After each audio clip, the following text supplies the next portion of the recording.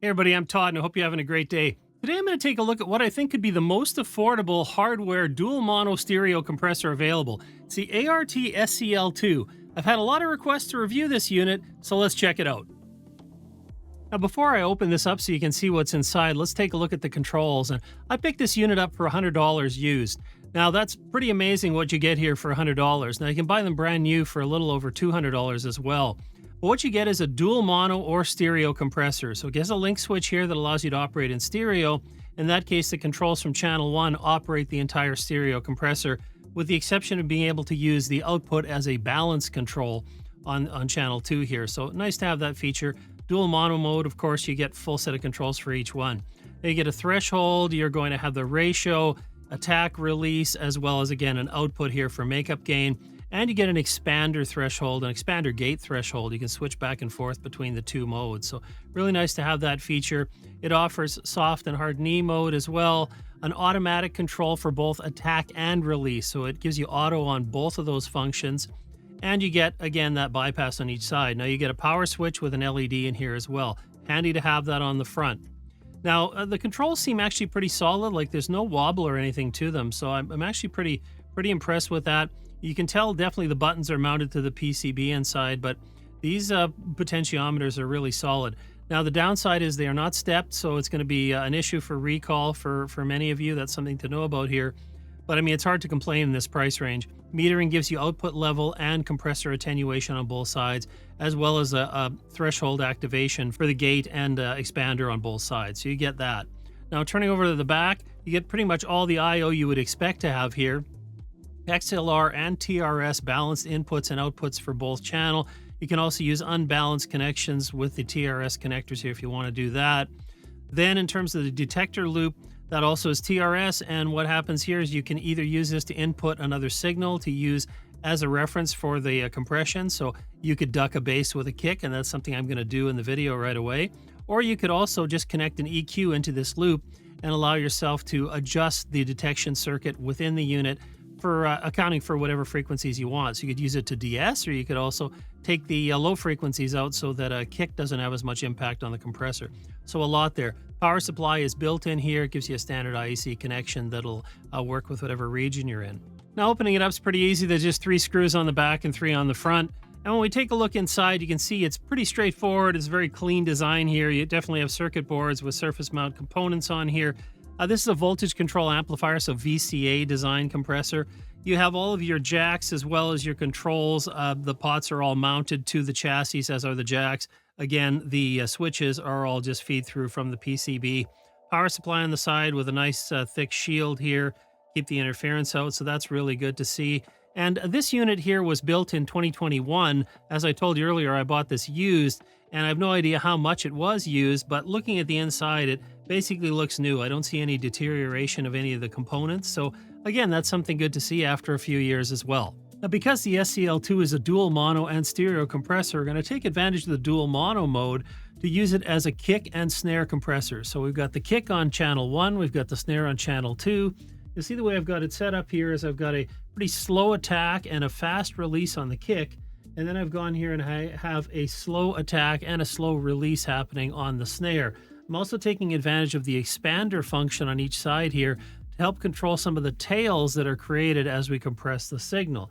Let's go ahead and have a listen.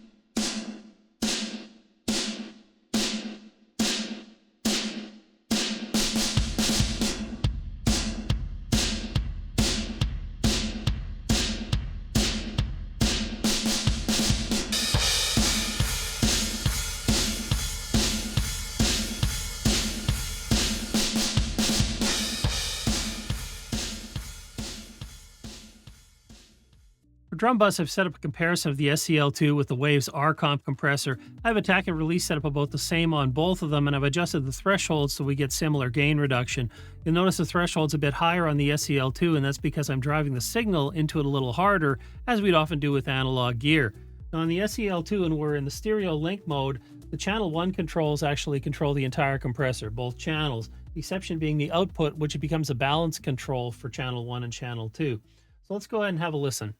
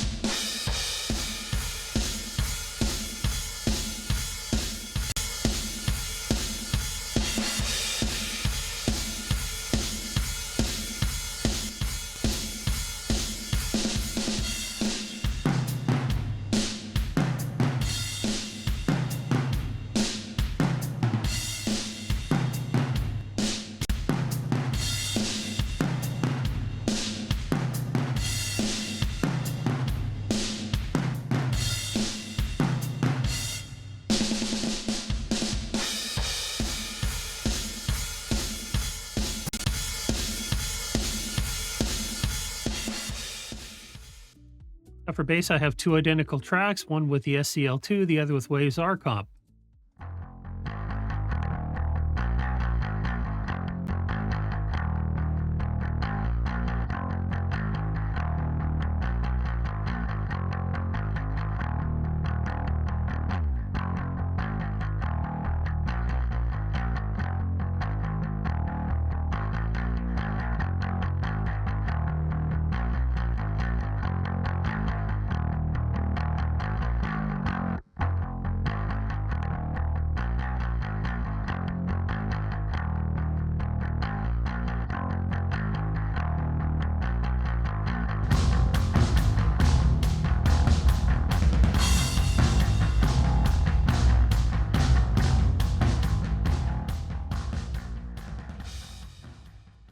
Now, another really common use for compressor on bass is to duck the bass against the kick drum. So what I've done here is I've set up a send on my kick drum output. That's going into the sidechain input on channel 2 of the compressor. I'll let you see that. See the compressor there is reacting to the kick input. Now I'll go ahead and I'll throw the bass through there and we can listen to the kick and bass together.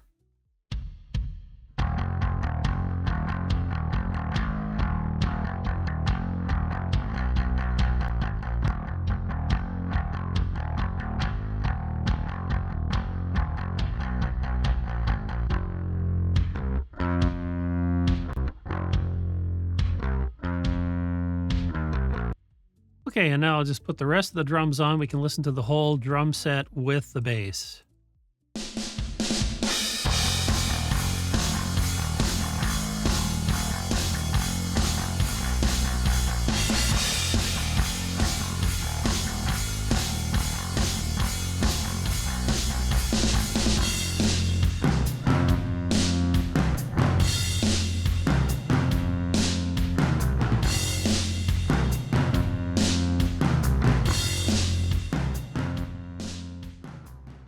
For piano, once again, two identical tracks, one with the SCL2, one with Waves R-Comp. I'm using a different skin on R-Comp here, just so you should know. This one gives you a light, dark, as well as a legacy mode. So just be aware, this is the same compressor, just trying a couple different skins out here for you to see that.